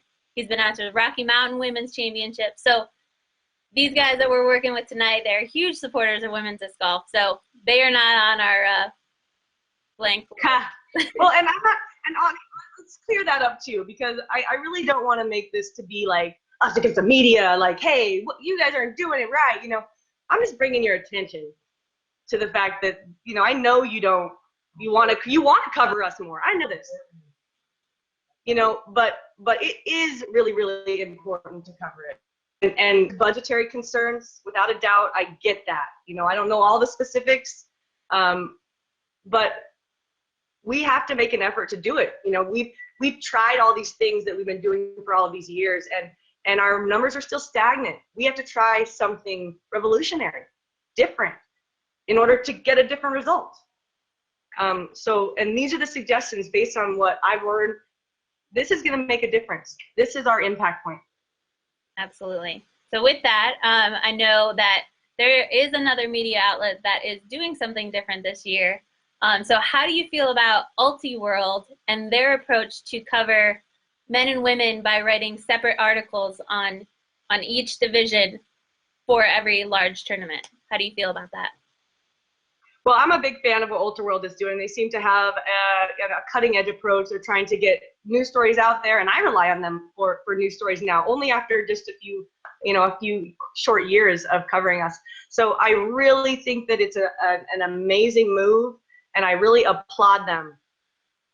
They're really revolutionary. They're really thinking next level. They're thinking outside the box. And I think we're going to see really, really good engagement in those articles. As we get more and more coverage, I think it's just going to snowball. There may be a lull at the beginning. It takes time for people to get invested in female players. They don't know any of us really. You know, they maybe know a few that get covered, but there's so many great personalities out there and great players out there who have amazing skills that need to be showcased. And once they all get showcased and once everybody starts to get a hang on what's going on, I think that we're gonna show there's gonna be equal interest by the people that love disc golf. I absolutely agree. And it's great that, you know, you're on the show tonight. We had Zoe, we had Jenny and Erin. You know, we are the women out there playing, and I think it's really important. We are showing our faces, and we're bringing to the forefront, you know, some issues and encouraging, you know, more women's tournaments, more women's leagues, teaching. You know, this is a great start. So, you know, again, thank you for doing this presentation. I think it's been so awesome. So, you know, it's funny, talking a lot about women. We had 3 women winners so far in our trivia, but we actually had a guy win your Cali Connection disc. So we got great. John Peterson won. And so the answer to the trivia question was, who does Sarah reference as saying, if you can see it, you can be it? And who is that, Sarah? Oh, our lovely beginner of like women's rights in sports, Miss Billie Jean King. Read more up on her. She's amazing. You're gonna love her. Even her current talks are just fabulous. Yeah, and it was really great. I mean, I didn't necessarily know all those specific things, and I think all those stats you gave us were really enlightening. And I think as women athletes, you know, we should know more about women's sports and these people that stood up for women's rights. So, you know, Title IX was a huge thing, and you know, if we can all embrace what the history before us has paved the way, you know, we can really change the future. So I think it's so interesting. You gave a lot of, you know, great graphs, a lot of great tips. We need to put something together to share with people. So let's get something together in the next coming week. And we have the link right there under Sarah's image. So we'll have everything posted, including those graphs for you guys to take a look at pdga.com/women. And yeah, I want to get this information out there because you've done such great research. You know, everything. You know, a lot of hard work and a lot of time went into this, and I think everybody that's watching loved it, and I loved it. You know, even though I was hearing it the third time, it was still interesting to me. And I just got to thank you, Val, for putting this all together. You and the women's committee. I know this wasn't just a single effort, but you know, you've been an inspiration to me. And when I was coming up, Val was already pro. She's already won like 3 world titles. I was like, oh my gosh, Val! And she was always so nice to me. And it really made me feel welcome in the women's division as a new pro. So thank you for that. I'll never forget that. Oh, well, I'm glad you stuck around too, Sarah. Awesome, Sarah. Well, thanks for joining us tonight. I know we'll see a ton more of you out there on tour. I know media is going to be covering us more this year. You know, Smashbox will see you out there on the course. And we'll see you in less than a month, probably. Yeah. All right. At the Gentlemen's Club Challenge in Vegas. There we go. See you Thanks, Sarah. Have a good night. All right, everybody. Thank you guys so much for tuning in. I know it's getting late on the East Coast. So that wraps it up. I want to thank again our amazing panelist speakers tonight for enlightening us in so many ways. I mean, we learned so many different stats, you know, about history. We learned about women's leagues, women's tournaments, and Zoe always has great information on teaching. So we are so fortunate to have women like these women that spoke tonight, and they're passionate, and they are so passionate in what they talk about, and they're passionately driving us all to put in the time, and we can all make a difference like they are. I also want to thank the Smashbox team. So thank you, Terry and Johnny. Thanks for putting in all the hard work, you know, working through the technical difficulties, putting the amazing graphics on the screen. I mean, working with everything that we had to work with tonight. I know Johnny's working hard, so thank you guys so much. I want to thank you for not just tonight, too. I want to thank you for supporting women's disc golf always, all throughout the year, all throughout the season. We appreciate it.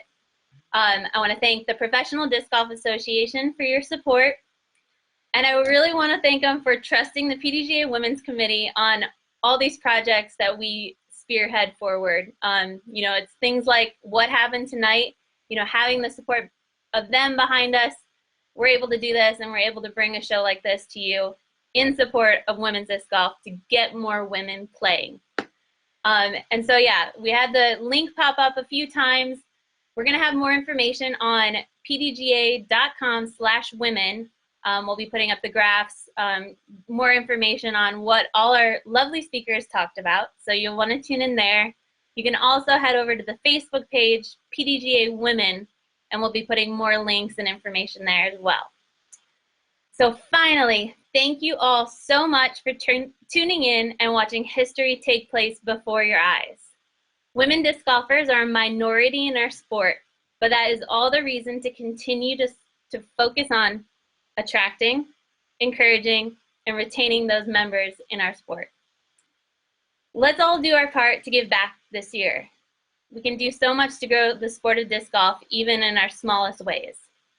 Whether it's through teaching someone new, or it's volunteering at our local course instead of maybe playing that practice round, or if it's as simple as taking a PDGA survey. We can all do our part. Again, thank you guys for your time tonight, and we look forward to hosting another PDGA Women's Symposium in the future. Keep an eye on that PDGA Facebook page for all the upcoming events of the Women's Committee. Until then, everybody, have a great night, and we'll see you in the fairway. Thanks for tuning in.